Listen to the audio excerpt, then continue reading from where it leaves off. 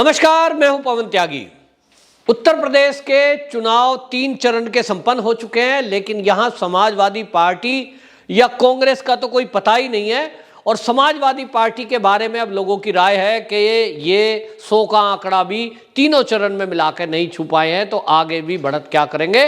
लेकिन इसी बीच इनकी जो टीम बी है, यानी राकेश टिकैत, उनका बयान सामने आया है और वो फिर से एक बार वही पुराना राग अलाप रहे हैं कि केंद्र सरकार ने हमारा जो है वादा पूरा नहीं किया जो किसानों से किया था, और इसको लेकर वो उत्तर प्रदेश के जिले जिले में जाएंगे और सरकार को घेरेंगे। सवाल ये है कि राकेश टिकैत जी, क्या आपने पहले किसान जो हमारे कृषि मंत्री हैं उनका बयान नहीं सुना? जब चुनाव के पहले आप ये घोषणा कर रहे थे कि मैं उत्तर प्रदेश में जाऊंगा, सरकार को घेरूंगा, उन्होंने हमसे वादा किया था कि एक एमएसपी पे कमेटी बनाएंगे, मुकदमे वापस होंगे।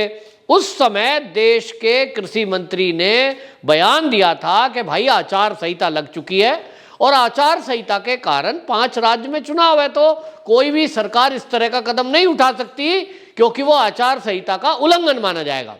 तो जब आपको ये एक बार जवाब दे दिया और आपको ये बता दिया कि 10 मार्च के बाद आप तसल्ली से बैठ के बात करेंगे, तो आपको क्या ये बाद में खुजली सी लगती है कि अब मैं फिर करूंगा? तो क्या ऐसा लगता है कि आप ये देख रहे हैं कि सरकार तो योगी जी की ही बन रही है? उत्तर प्रदेश में आपने लाख कोशिश करी कि किसानों को भड़काएं, किसान आंदोलन में बैठ बैठ के आपने क्या क्या बातें नहीं करी हैं, जाट वर्सेस बाकी को जातियों में बांटने की कोशिश करी, और किस तरह से आपने मंदिरों पर सवाल उठाए। राकेश टिकैत जी, उत्तर प्रदेश में अब आप क्यों जाना चाहते हैं? क्योंकि आपको लगता है कि जो 4 चुनाव के चरण के जो चुनाव हैं उसमें अब अखिलेश यादव के लिए तो कुछ बचा नहीं। आपको लगता है कि कुछ लोगों को भड़का कर कुछ कर ले जाएं। आपको लगता है कि यदि सरकार कुछ आप पर एक्शन ले तो शायद सहानुभूति ले ले। सरकार को बदनाम करने की जितनी भी कोशिशें आप कर सकते थे वो कर ली और वो फेल हो गई। आप अब तो पंजाब का चुनाव भी निपट गया, तो भैया पंजाब के चुनाव में तो जो किसान आंदोलन कर रहे थे उसमें से 20 संगठन तो पार्टी बना ली अपनी, तो भेद खुल गया कि मंशा क्या थी। मंशा आपकी भी रही होगी, लेकिन खिंचाई इतनी हुई कि आप तो शर्मा गए। लेकिन अब आतंकवाद जैसे मुद्दे पर कम से कम आपको शांत रहना चाहिए था।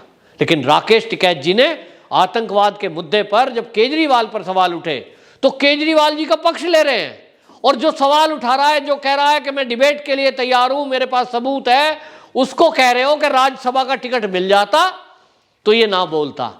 मतलब आप बगैर जाने, अभी जांच हुई नहीं, जांच एजेंसियां अभी जांच करेंगी, फैसला हुआ नहीं, लेकिन आपने निर्णय सुना दिया कि जो आप पार्टी है इसके ऊपर जो खालिस्तानी समर्थक से चंदा लेने या उनसे संबंध होने का जो आरोप लगा है, आपने तो बिना जांच के उनको तो दे दी क्लीन चिट कि वो तो ठीक है सब।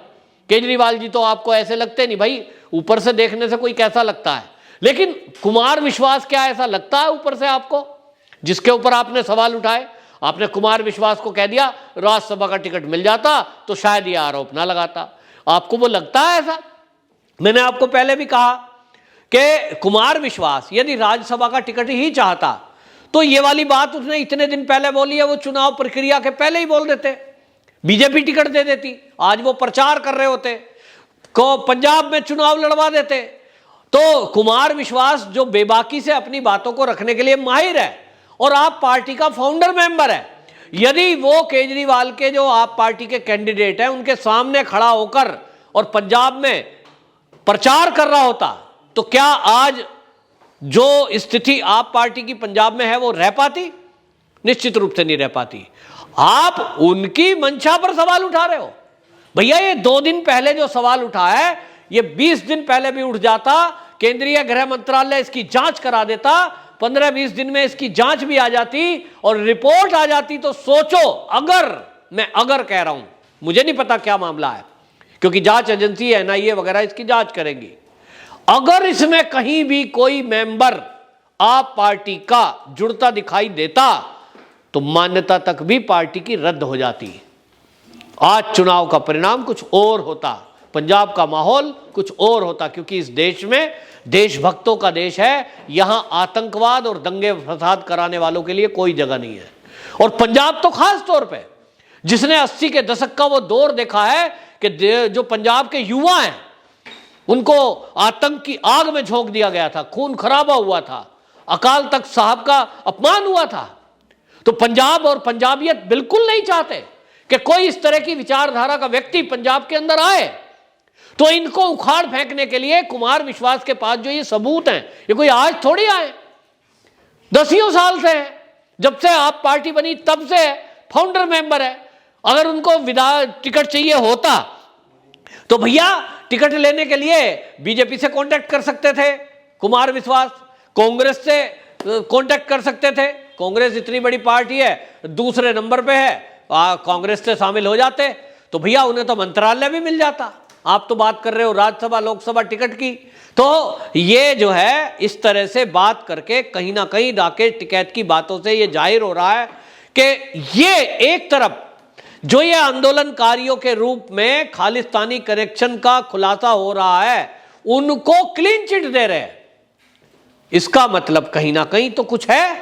और अब आप जब एक बार मुद्दा खत्म हो चुका, कृषि बिल वापस हो चुके, सरकार कमेटी बनाने को कह चुकी, मुकदमे वापस उतने ही होंगे जो हल्के फुल्के केस के हैं, गंभीर धाराओं में दर्ज मुकदमे वापस नहीं होंगे।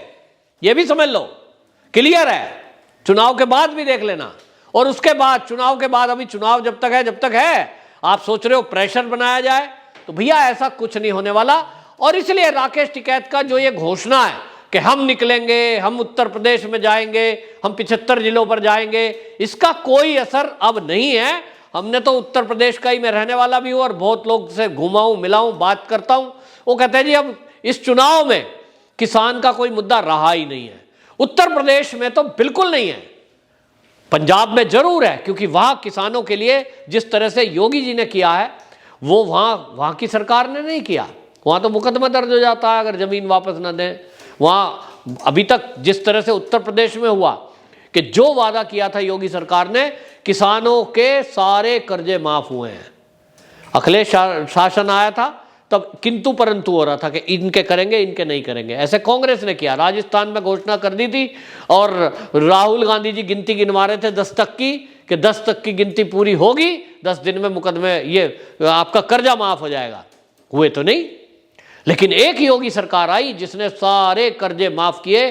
जिनके पास 5 एकड़ से कम जमीन है सबके वापस हुए, कोई कंडीशन नहीं। इसी तरह उनको सम्मान निधि मिली। ये किस एवज में? राशन मिला और 2 साल से फ्री मिल रहा है किसानों के लिए। आज की डेट में उत्तर प्रदेश की जो स्थिति है, बिजली जो सुधरी है, 24 घंटे बिजली गांव के अंदर, आज भी 20 घंटे बिजली।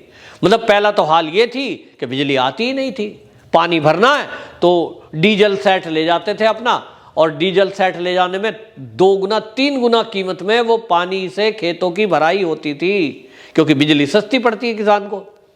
और भैया अब तो योगी जी ने घोषणा करी है कि जो किसान है उनके लिए जो बिजली है वो फ्री रहेगी।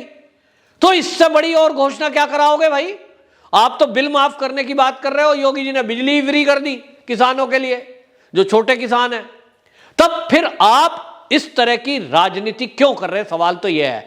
तो कुछ लोगों का कहना यह है कि असल में बात यह है कि जिन लोगों ने पहले ही चुनाव जितवाने के लिए विपक्षियों को, या यूं कहें भाजपा को हराने की सुपारी ले रखी है, कुछ एडवांस ले लिया, कुछ पैसा ले लिया होगा, या किसी पार्टी से कोई टिकट की बात हुई होगी। और जैसे राकेश टिकैत जी कह रहे कुमार विश्वास को कि भैया राज्यसभा की सीट की बात हुई होगी।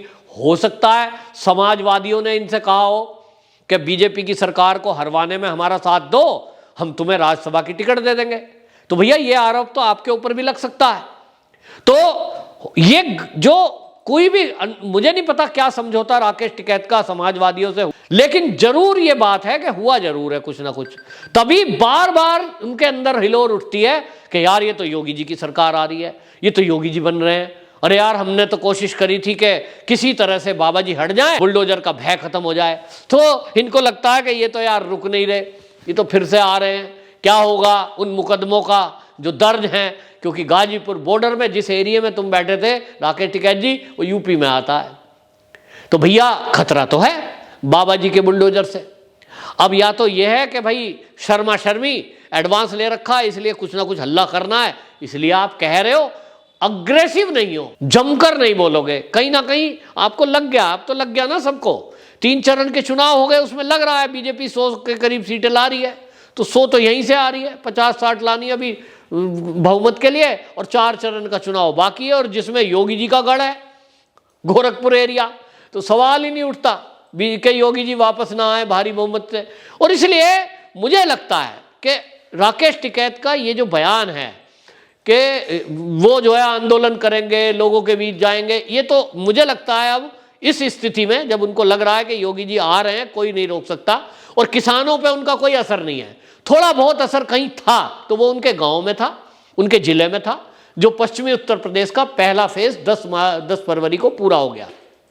जो इन्हें तीर उखाड़ मारने थे वो पहले फेज के चुनाव में लग चुके, इसके अलावा अब कहीं कोई मुद्दा नहीं है, ना राकेश टिकैत को कोई जानते हैं, बाकी उत्तर प्रदेश में कहीं चले जाओ तो। लेकिन गंभीर बात यह है कि इन्होंने आतंकवाद के मुद्दे पर जो बयान देना चाहिए था, इनको कहना चाहिए था एक देश के नागरिक होने के कारण और एक नेता होने के कारण, कि जांच एजेंसियां इसकी जांच करें और अगर कोई दोषी है उसे सजा दें। भैया ये संवैधानिक भाषा होनी चाहिए थी, लेकिन आप कौन होते हो? जज आप हो नहीं, एनआईए आप हो नहीं, कोई सीबीआई का अधिकारी आप हो नहीं, और आप क्लीन चिट दे देते हो और कुमार विश्वास पे सवाल उठा रहे हो, जिसने देश की खातिर अपनी जान को खतरे में डाला है और उसने खुलासा किया है अपनी ही पार्टी के विरुद्ध, तो कोई ना कोई उसकी मंशा पर सवाल क्यों उठा रहे हो? भैया उसको लालच होता तो वो अब क्यों करता और इस तरह की बात क्यों करता? वो तो ये कह के केजरीवाल से ही पोस्ट ले सकता था, उनका दोस्त है भाई, उन्हीं की पार्टी है, कह देता नहीं तो मैं खोल रहा हूं, नहीं तो मुझे एक टिकट दो, मिल जाता। तो ये बच्चों वाली बातें नहीं करनी चाहिए, और आतंक के मुद्दे पर बहुत गंभीरता है ये विषय, इस पर कम से कम पूरे देश को एक होने की जरूरत है। राकेश टिकैत जी, आपको भी इस मुद्दे पर शांत होकर देश के साथ खड़े होने की जरूरत है, ना कि खालिस्तान के समर्थन करने वालों के। वंदे मातरम।